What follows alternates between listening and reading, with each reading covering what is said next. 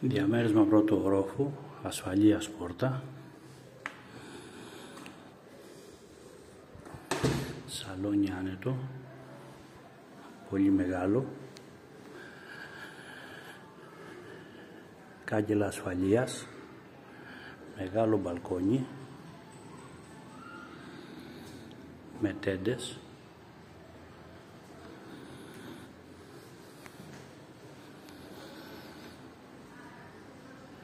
θηροτηλέφωνο με τηλεόραση, χολ, κουζίνα άνετη με πολλά ντουλάπια,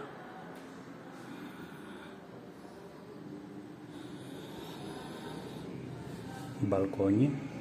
με κάγκελα, φυσικό αέριο,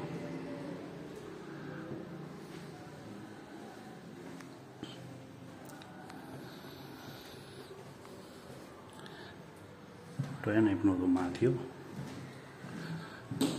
με μπαλκόνι, το οποίο ενώνεται με το σαλόνι, ντουλάπες,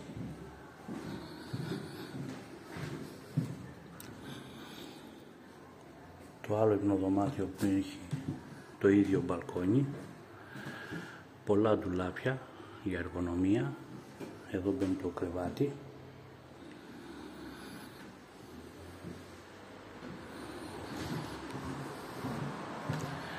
ντουλάπες στο διάδρομο για αποθηκευτικούς χώρους,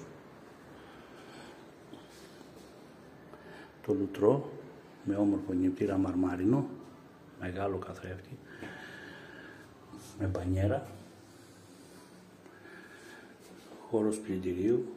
με ντουλάπι αποθήκευσης και έξτρα χώρος ή για γραφείο με κάγκελα ασφαλείας ή και σαν φιλοξενούμενος. Εκεί είναι μονό κρεβάτι, πτυσσόμενο.